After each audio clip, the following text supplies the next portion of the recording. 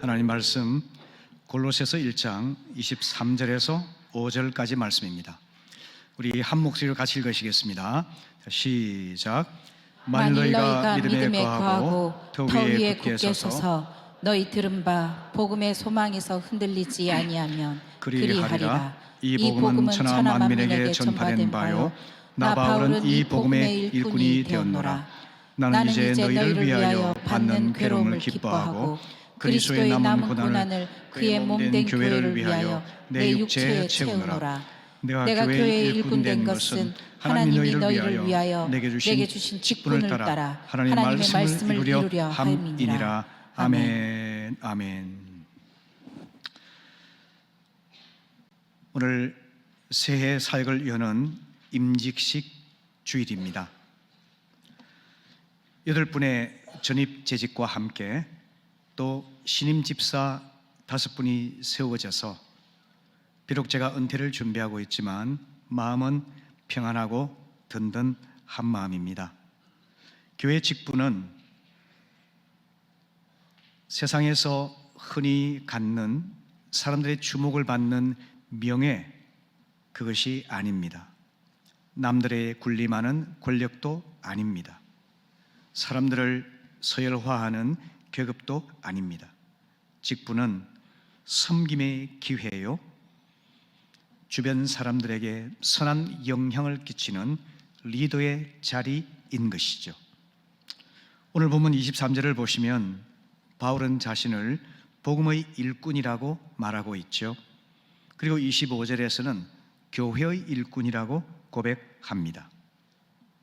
다시 말하면 자신은 죄로 죽었던 세상 사람들을 살려서 생명 주는 복음의 일꾼이지만 이 복음의 일꾼은 교회를 통해서 하나님께서 이루시기 때문에 곧 교회의 일꾼이라 이렇게 말하는 것이죠.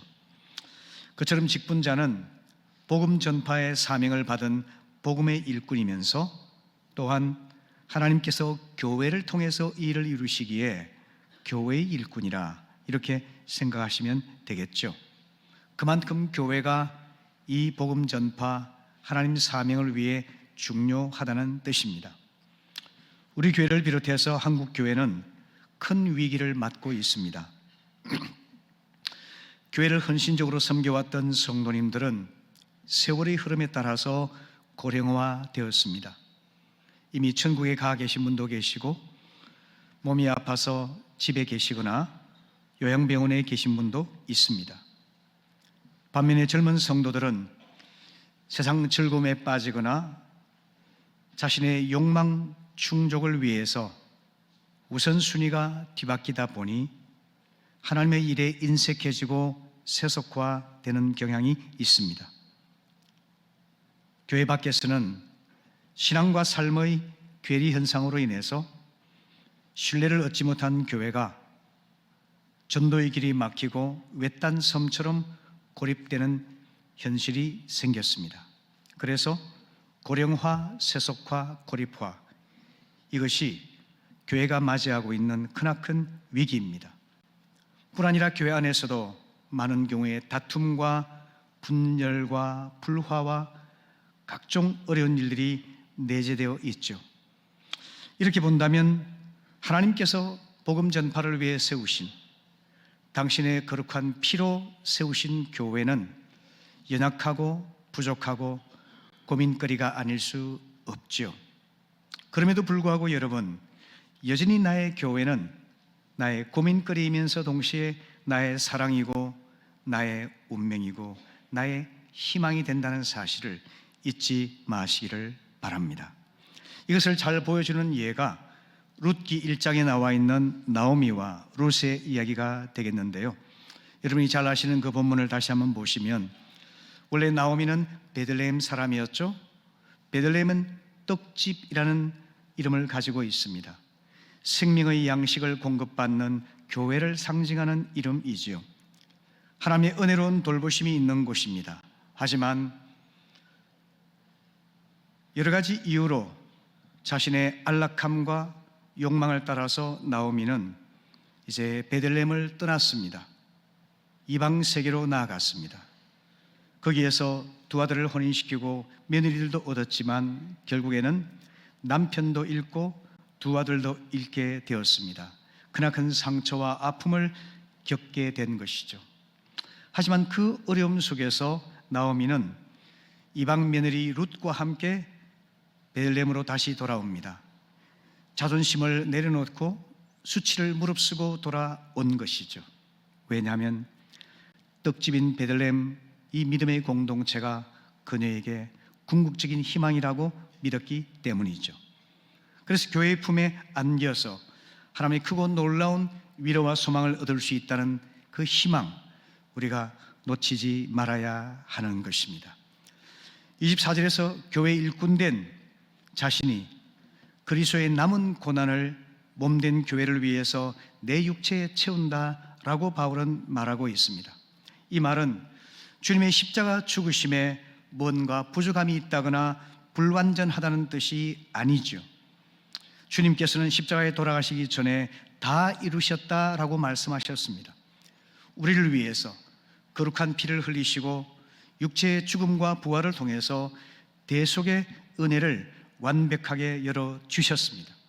그래서 우리는 더 이상 죄인의 신분이 아니라 의인이 되었고 하나님의 원수가 아니라 사랑받는 자녀가 되었지 않습니까?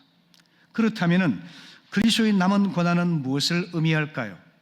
그것은 다름 아니라 그리스도의 몸된 교회를 온전하게 건강하게 세우고 이 교회를 통해서 복음을 세상 만민에게 전하기 위해서 자처하는 수고, 겪는 고난을 뜻하는 것이죠.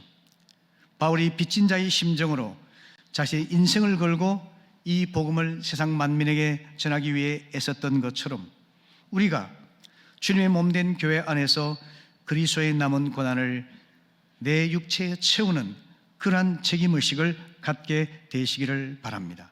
그것은 바로 자기 몫의 십자가를 지고 날마다 주님의 뒤를 따라가는 것입니다. 그 예수의 제자가 바로 교회의 일꾼, 복음의 일꾼인 것입니다. 그렇다면 여러분, 내가 자기 십자가를 지고 교회를 온전히 섬기기 위해 필요한 것이 뭘까요? 그것은 첫 번째로 깨끗한 그릇이 되는 것입니다. 디모데후서 2장 20절 21절 말씀 같이 읽어보실까요? 자, 시작. 큰 집에는 금그릇과 은그릇뿐 아니라 나무그릇과 질그릇도 있어 귀하게 쓰는 것도 있고 천하게 쓰는 것도 있나니 그러므로 누구든지 이런 것에서 자기를 깨끗하게 하면 귀히 쓰는 그릇이 되어 거룩하고 주인의 쓰심에 합당하며 모든 선한 일에 준비함이 되리라. 아멘. 아멘. 큰 집은 교회를 뜻하죠. 그리고 그릇은 하나님께서 택하신 백성을 말합니다. 우리 각자는 하나님의 집인 교회 안에 있는 다양한 그릇들입니다. 집에는 다양한 재료로 만든 다양한 기능을 가진 그릇들이 있지 않습니까? 금그릇도 있고 은그릇도 있고 나무그릇, 질그릇도 있습니다. 그런데 이것은 우리의 존재와 은사와 재능의 다양성, 그리고 그 다양성 속에서 주인 되신 하나님께서 행하시는 선하시고 완전하신 주권을 상징하고 있습니다. 이 세상 원리로 따지자면 세상에서는 그릇의 재료를 가지고 가치를 흔히 매기죠. 재료가 금인가 은인가 나무인가 흙인가에 따라서 가치를 차등평가를 합니다. 다시 말하면 타고난 지능이나 재능, 학벌이나 능력, 환경이나 외모 이런 데 따라서 어떤 사람은 좋은 그릇이라고 생각하고 또 어떤 사람은 질그릇과 같은 존재라고 비하하기도 하죠. 멸시하기를 하기도 하고 그리고 본인은 자신을 낮추어서 열등의식과 피해의식에 빠져 인생을 허비하기도 합니다. 하지만 하나님의 큰 집인 교회에서는 이런 세상 원리가 작용하지 않습니다. 하나님께서는 금이나 은과 같은 재료로 만들어졌다고 해서 무조건 귀하게 여기지 않으십니다. 나무나 흙으로 만들어졌다고 해서 무조건 천하게 여기시고 멸시하지 않으십니다. 하나님이 귀하게 쓰시는 그릇은 어떤 그릇일까요? 21절 말씀에 보는 것처럼 이런 것에서 자기를 깨끗하게 하는 사람은 누구나 다 귀한 그릇이 될 수가 있다는 겁니다. 문제는 재료가 아니라 그 그릇 안의 깨끗함이라고 하는 것입니다. 아무리 외모가 뛰어나고 아무리 지능이 높고 아무리 지식이 많고 아무리 능력이 출중한다 할지라도 자신을 깨끗하게 만들지 않으면 하나님은 그 사람을 사용하실 수 없다고 하는 겁니다. 능력이 부족하고 그리고 연약하지만 깨끗한 사람이라면 하나님께서는 그 사람을 귀한 그릇으로 사용하여 주신다고 말씀합니다. 그러면 우리가 어떻게 깨끗해질 수가 있을까요? 그것은 죄를 회개하여 버리고 점점 정결하게 되어서 주님을 닮은 거룩한 사람으로 나아가는 것입니다. 요한복음 13장 10절에서 주님께서는 이미 목욕한 사람은 발밖에 씻을 필요가 없다고 말씀하셨죠. 그 의미는 이미 주 예수를 믿어서 죄사함을 받고 구원과 영원한 생명을 받은 사람은 목욕을 한 사람과 같다는 것입니다. 목욕한 사람은 생활 속에서 더러움을 경험한 그 발만 계속해서 씻어주면 된다는 말씀이시죠. 이것이 바로 생활 속의 회개가 되는 겁니다. 요한일서 1장 9절 말씀에서 만일 우리가 우리 죄를 자백하면 그는 미쁘시고 의로우사 우리 죄를 사하시며 모든 불의에서 우리를 깨끗하게 하실 것이라 약속하셨습니다.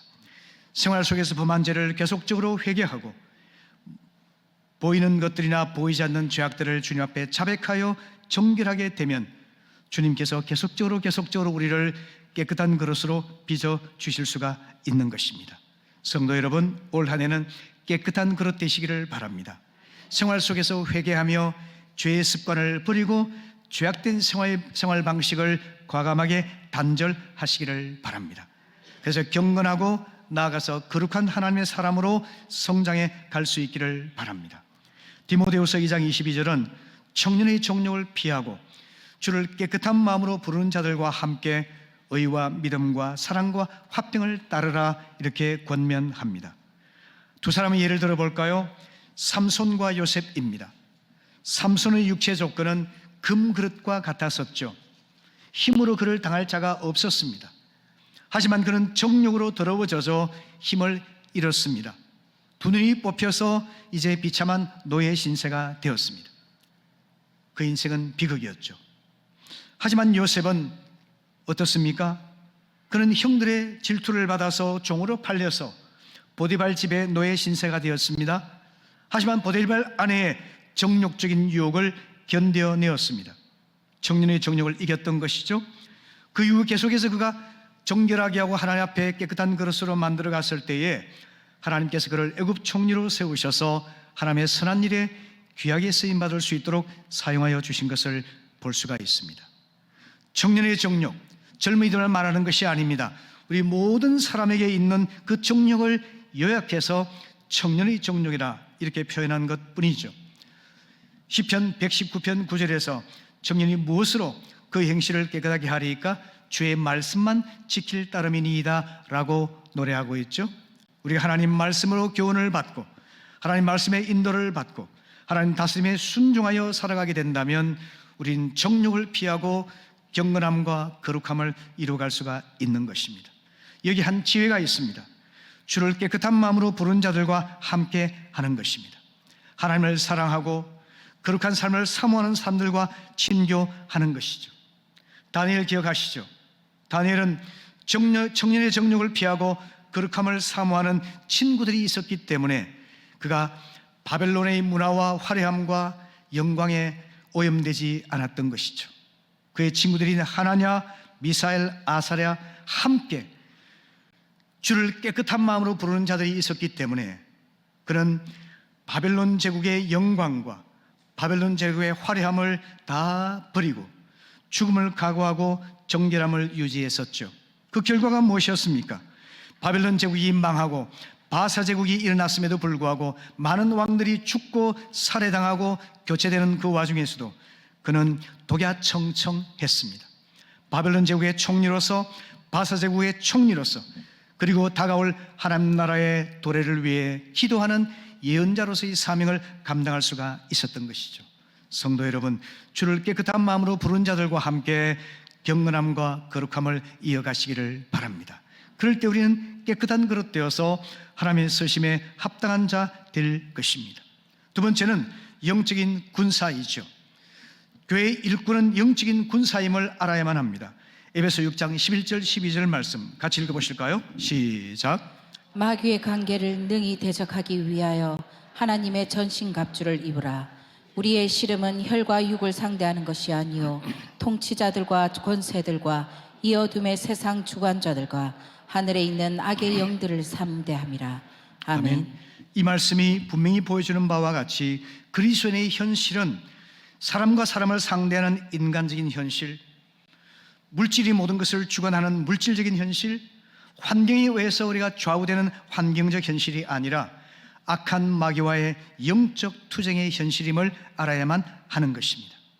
우리 삶이 이런 영적 투쟁의 현실임을 알고 나서는 우리는 어떻게 해야 될까요? 우리는 선한 싸움을 싸워야만 하죠. 디모데전서 6장 12절에서 오직 너 하나님의 사람아 믿음의 선한 싸움을 싸우라 이렇게 권면합니다. 성도 여러분, 올 한 해는 사람을 상대로 악하고 어리석게 싸우는 일이 없게 되기를 바랍니다. 우리는 악하고 어리석은 싸움이 아니라 복음 전파를 위해서, 영혼 구원을 위해서, 하나님 나라의 회복을 위해 싸우는 선한 싸움을 싸우는 영적인 군사가 될 수 있기를 바랍니다. 그를 위해서 우리는 영적으로 강해져야만 하죠. 영적으로 강해지는 원리는 무엇일까요? 주님의 한량없는 은혜를 덧입는 것입니다. 주님의 말씀과 성령으로 훈련을 받아야 하는 것이죠. 그래서 디모데후서 2장 3절 4절은 이렇게 말씀하고 있죠. 같이 읽어볼까요? 시작. 너는 그리스도 예수의 좋은 병사로 나와 함께 고난을 받으라. 병사로 복무하는 자는 자기 생활에 얽매이는 자가 하나도 없나니 이는 병사로 모집한 자를 기쁘게 하려 함이라. 아멘.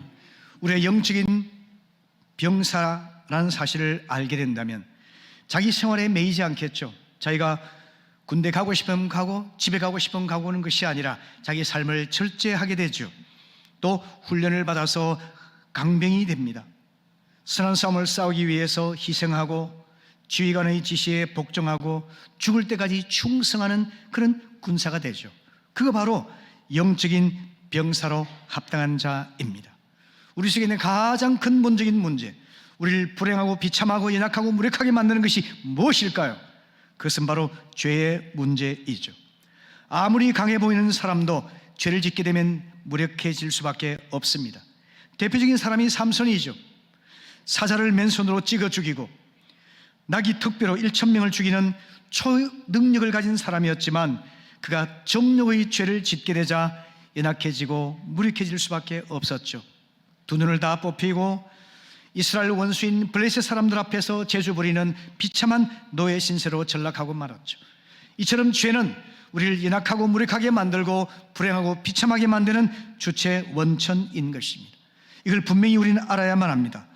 우리도 죄로 인해서 연약해질 때가 있고 무력해질 때가 있죠. 넘어질 때가 있죠. 하지만 절망하고 자포자기하지 마시고 연약하게 하는 죄 그 자체를 주님 앞에 들고 나와서 회개하고 주님의 보혈로 씻음을 받고 주의 용서를 받고 성령의 능력으로 강건해져서 우리는 영적 군사로 쓰임받을 수 있게 되기를 바랍니다.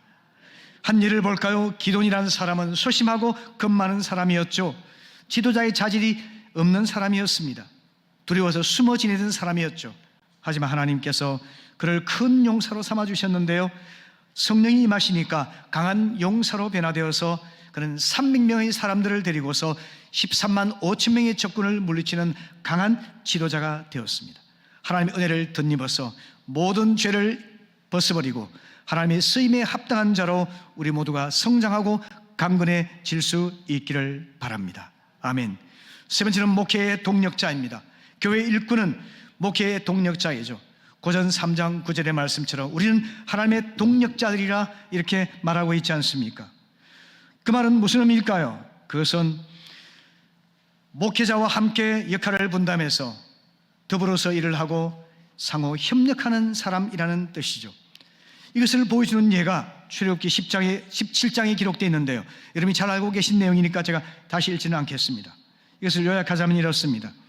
출애굽 이후에 광야 행진을 하는 중에서 르비딤에서 이스라엘 원수인 아말렉과 전쟁을 하게 되었죠. 그때 모세의 지시를 따라서 여호수아는 선봉장으로 최일선에서 아말렉과와 싸우고 있었습니다. 그리고 모세는 산 꼭대기에 서서 손을 들고 이스라엘 군대를 축복했습니다.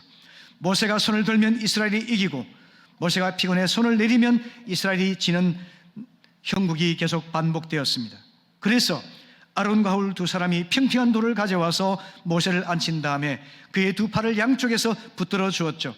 그러니까 해가 지도록 모세의 팔이 내려오지 않았기 때문에 이 여호수아 군대가 아말렉을 물리치고 승리할 수가 있었죠. 이것이 시사하는 바가 뭘까요? 악한 마귀와 싸우는 영적 전투의 현장에서 모세는 총사령관이었고 여호수아는 선봉장이었고 아론과 훌은 참모장 역할을 했던 것이죠. 그처럼 우리가 각자의 역할을 분담하고 상호 협력하며 순종하는 질서 가운데 있을 때 영적 전쟁에서 승리할 수가 있다는 겁니다. 그래서 모든 일꾼들을 동력자라 표현을 하고 있는 겁니다. 신약에서도 에베소 4장 11절 12절의 말씀은 목회자의 역할을 규정해 주고 있는데요, 신학을 공부하고 다른 직업을 갖지 않고 자기의 목회사에게 온전히 헌신한 전문 목회자는 말씀을 선포하고 교회를 위해 기도하며 비전을 제시하고 목회 리더십을 발휘하는 것이 그의 주된 임무입니다. 또한 평신도 지도자들이 있죠. 교회 일꾼들은 뭘 하는 것일까요? 가정교회 안에서 영혼을 돌보는 목양의 사명을 감당하면서 목회자의 보호자가 되고 목회자의 협력자로서 역할을 하게 되어 있는 것입니다. 그렇게 해서 전문 목회자와 평신도 목회자가 함께 공동 역할을 하게 될 때 하나님 교회가 건강하고 튼튼하게 세워질 수 있다. 이것이 성경적인 원리인 것입니다. 여러분, 이제 우리 신임 김수영 목사님이 7월 달부터는 담임을 감당하게 될 것입니다. 그럴 때 여러분 꼭 부탁을 드립니다. 목회의 동력자로서 목회 철학을 공유하시기를 바랍니다.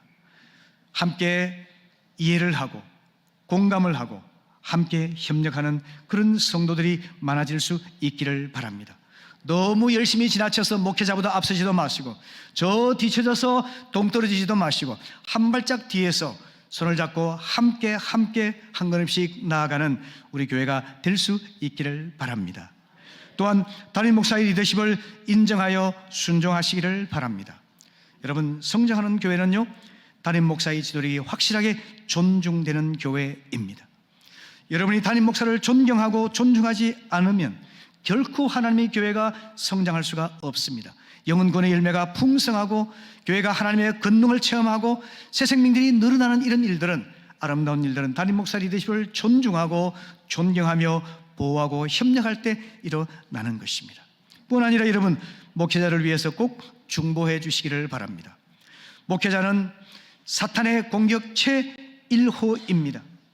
교회를 파괴하고 교회를 무너뜨리고 어려움에 빠뜨리는 제일 첫 번째 핵심은 목회자를 넘어뜨리는 것입니다. 그래서 언제나 사탄은 저격수를 동원해서 목회자를 넘어뜨리기 위해서 애를 쓰고 있죠. 저는 지난 목회 세월을 25년 동안 보내면서 많은 이런 경험들을 했습니다. 산전수전을 겪었습니다. 공중전을 겪었습니다. 그리고 우주전까지 겪었습니다. 겪고 돌아보니까 중요한 고비고비마다 악한 사탄의 간교한 유혹이 있었고 공격이 있었음을 저는 뼈저리게 느낍니다. 그러므로 여러분, 이제 젊은 김 목사님이 목회 사역을 감당할 때 그의 방패 기도를 드리시고 그의 보호자가 되어서 함께 중보해 주셔서 마음껏 목회의 비전을 펼쳐갈 수 있도록 여러분 힘을 써 주시기를 바랍니다. 아멘. 마지막으로 교회 일꾼은 익명의 헌신을 염두에 두어야만 합니다. 세상 사람들의 칭찬과 찬사를 받고 영광의 자리에 앉기를 좋아하죠. 하지만 하나님의 나라에서는 정반대입니다. 마가복음 10장 42절 이하에서 주님께서는 너희 중에는 그렇지 않아야만 한다라고 말씀하고 있습니다. 세상과는 상반되는 가치와 문화와 생활 방식으로 살아야만 한다는 뜻이죠. 교회 일꾼은 선비는 종입니다. 여러분, 영광 받기를 원하는 종, 이게 모순 아닙니까? 주님께서 예를 들어 설명하셨죠. 여러분들에게 종이 있다. 그가 온종일 밭에서 땀 흘려 성실하게 일을 했다. 집에 돌아왔다. 그는 집에 와서 쉬기도 전에 주인을 위해서 밥을 준비해서 주인의 식사를 돕고 식사를 마친 다음에는 나머지 자기가 설거지를 하고 자기 식사를 하지 않느냐. 이런 악한 관습이 예수님 당시에도 있었던 겁니다. 그 예를 들면서 주님께서 가르치고자 하는 바는 뭐냐면, 우리가 주님을 섬기는 종이라 한다면 무익한 종으로 자처해야 된다는 겁니다. 영광과 찬사를 받고 화려함과 명성을 추구하는 사람이 아니라 무익한 종이라고 자처하는 그런 자세가 바로 익명의 헌신을 드릴 수 있는 일꾼이라는 거죠. 고전 3장 5절 이하에서 사도 바울은 이렇게 말합니다. 나는 심었고 아볼로는 물을 줬지만 오직 하나님 한 분만이 생명을 자라게 하셨다라고 말합니다. 여러분, 나는 아무것도 아닙니다. 나는 최선을 다해 헌신했지만 나는 아무것도 아닙니다. 이렇게 마음 깊이 고백할 수 있기를 바랍니다. 사도행전 3장에서 사도 베드로는 성령의 권능으로 날때부터 안전병이 된 자를 고친 다음에 사람들이 그를 주목하고 그를 찬사를 보내려고 할 그때 이렇게 말하죠. 왜 우리 괜히 권능과 경건으로 이 사람을 걷게 한 것처럼 우리를 주목하느냐? 왜 우리를 주목하느냐라고 자신을 낮추지 않습니까? 자신을 감추지 않습니까? 이것이 바로 익명의 헌신입니다. 우리 주님께서는 하나님의 교회가 바로 저 낮은 곳으로 내려가고 또 섬기고 섬기다 죽는 그런 교회가 되기를 간절히 원하고 계세요. 여러분, 주님을 유혹했던 마귀의 가장 마지막 유혹이 뭐였습니까? 그것은 바로 영광이었습니다. 영웅주의였습니다. 오늘날 목회자와 교회가 쉽게 빠지는 유혹이 바로 세상의 박수갈채를 받는 스타가 되려고 하는 이런 움직임입니다. 그들은 주님의 영광을 독차지하고 주님이 받으셔야 될 영광을 가로채는 그런 악한 현실이 점점 늘어나고 있죠. 19세기 독일의 위대한 목회자 블룸하르트, 그는 예언자적 메시지를 전했는데요, 그는 영웅주의를 경고했습니다. 영웅주의야말로 교회를 안에서부터 죽이는 독소와 같다고 말했습니다. 그러면서 죽으라, 그러면 예수가 산다, 이렇게 외쳤습니다. 그렇다면 여러분, 우리가 그런 익명의 헌신을 주님 앞에 드리게 될 때 하나님께서 우리를 고아처럼 버려두지 아니하시고 우리의 삶을 책임져 주십니다. 마태복음 6장 33절, 너희는 먼저 그의 나라와 그의 의를 구하라, 그리하면 이 모든 것을 너에게 더하시리라.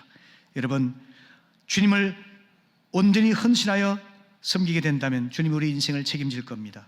우리 가정도 책임질 겁니다. 우리 일터도 책임질 겁니다.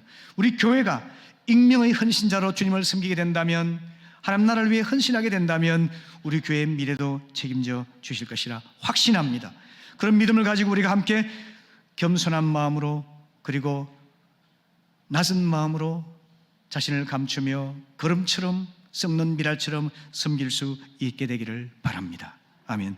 말씀을 마무리하면서 한 이야기를 들려드리려고 하는데요, 1964년에 종신형을 선고받고 절해의 고도인 로벤섬 감옥에 투옥된 사람이 있었죠. 제가 로벤섬에 직접 가봤으니까 그 아름다운 케이프타운에서 보이는 아주 떨어져 있는, 얼마 떨어져 있지 않은 섬인데요, 참 아름답지만 이 섬은 악명 높은 감옥으로 유명했죠.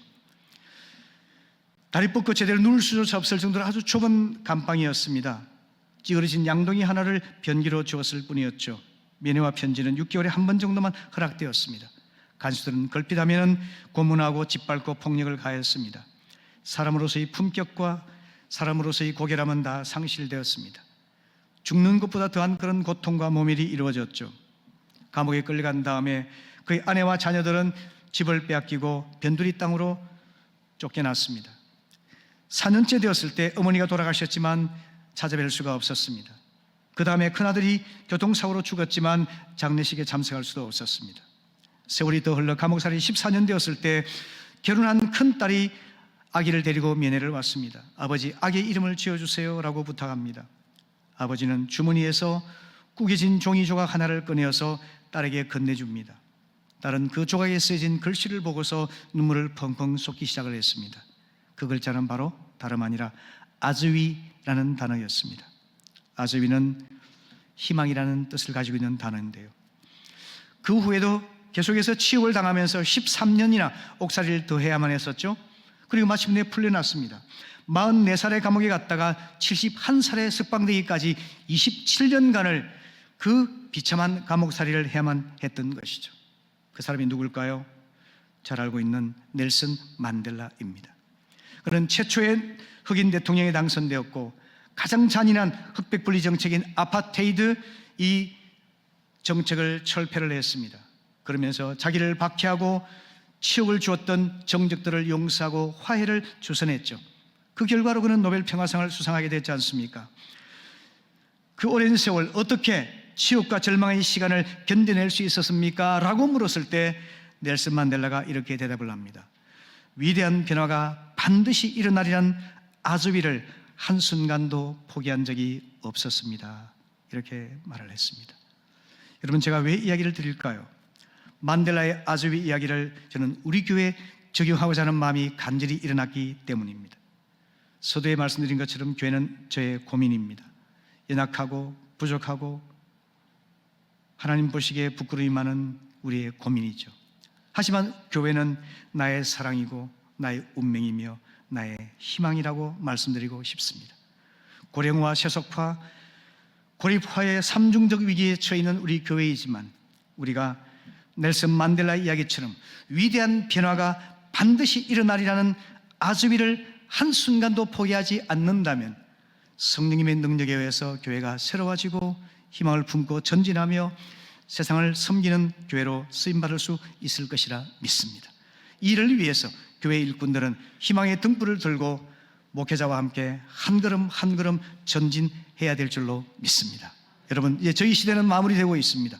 새로운 목사님과 함께 손을 맞잡고 희망의 등불을 들고 하나님이 원하시는 영혼 구원을 사역을 위해서, 복음 전파를 위해서, 하나님 나라의 회복을 위해서 이 죄와 다툼과 분열과 온갖 더러운 것으로 점철된 이 세상을 치유하고 화해하고 회복시키는 그 위대한 일들을 위해서 우리 함께 전진할 수 있기를 바랍니다.